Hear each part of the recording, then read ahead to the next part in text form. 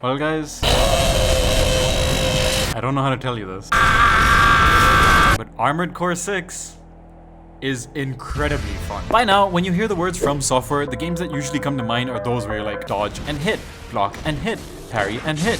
Massive bitch boss throws a piece of shit. So when Armored Core 6 lets me fly around the battlefield, blindly firing 4 different weapons simultaneously while trying to figure out what the fuck is shooting me, I'm like, damn. There are times when I'm playing a AAA game and I'm not particularly in the mood for cutscenes, for dialogue, for filler. I just want to mindlessly fuck shit up. Think along the lines of Devil May Cry, Bayonetta, Hi-Fi Rush, and now Armored Core 6. That's not to say you don't have to pay attention. It's just these are the kind of games I like playing on autopilot. Armored Core 6 starts off introducing you to 621, a mercenary working for a handler arriving on a distant planet looking for a valuable resource that other massive corporations want. But because this is a From Software game, it chucks a Dark Souls 1 Asylum Demon attack helicopter tutorial boss at you immediately. And I'm glad it does. Far too often games think I'm stupid as shit and need 15 minutes to learn a certain mechanic. But I kinda did need some time to figure out what the fuck I was doing. It can be a bit overwhelming learning the basics of Armored Core. You can walk, light boost, dodge boost, thrust, fly, use a right hand weapon, left hand weapon, right shoulder weapon, left shoulder weapon, and while doing all this, make sure you don't get hit. If this already sounds daunting, trust me, it isn't. It just takes a bit of getting used to before you realize all the buttons feel pretty good where they are. The game is responsive, quick, and generous with dodge windows, so you kinda get the hang of things pretty quickly. Also,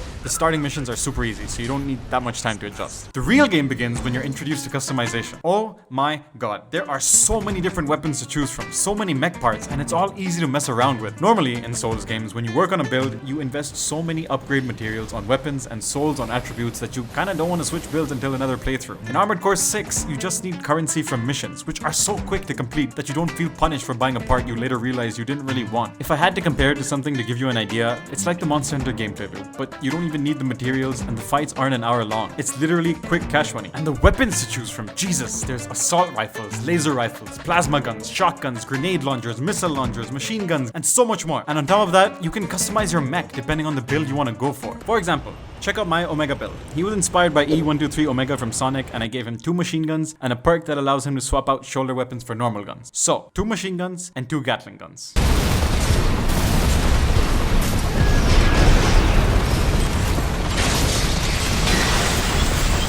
It's fucking insane. I have this other lightweight glass cannon build inspired by Red Eye's Black Dragon, who moves around the battlefild super quick and fires this long-range shotgun. This is probably my favorite build. He's come in clutch for me so many times because he's able to dodge almost anything, zoom up to a mech, and overtime! So satisfying. Then I have this mega tank thing inspired by Ironhide, and he's just the slowest piece of fucking shit, but also a big-ass bullet sponge that goes dead. The good thing is, there are training missions that introduce different mech archetypes, so you know what each one does. I already showed you the faster and tankier mechs, but there's also one that lets you hover in midair and one that has this neat high jump. The downside is, once you discover a build that works well, you don't really need to deviate from it. But it's fun if you do, because there are so many viable options, and if you're not sure where to start, there's this arena mode that puts you up against other mechs with sample builds, including ones you fight in actual missions, which you can replicate afterwards as a good starting template. But it's entirely up to you to create as many broken builds as you want. I wasn't born a little bitch. At 30%. But maybe I am one now. The hallmark of From Software's Souls games have always been tough but fun boss fights, and I feel like the ones in Armored Core are just as fun. Not as tough, but definitely a lot of fun, thanks to this overload system, which works a lot like Poison Sekiro. You kinda overload an enemy boss, and then you dish out massive damage for a bit, and it helps a lot with some of these fights, but also makes others really trivial. If for some reason you feel like a particular build isn't working, and you keep dying to the same boss again, and again, and again, and again, guess what? You're allowed to switch builds and resume from the same checkpoint.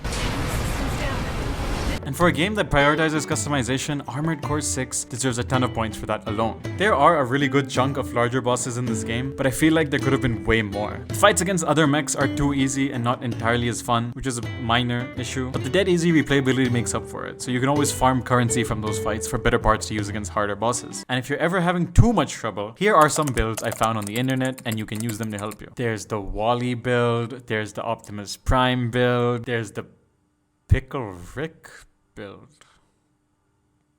Mr. Krabs? Oh, what the fuck? Hadouken!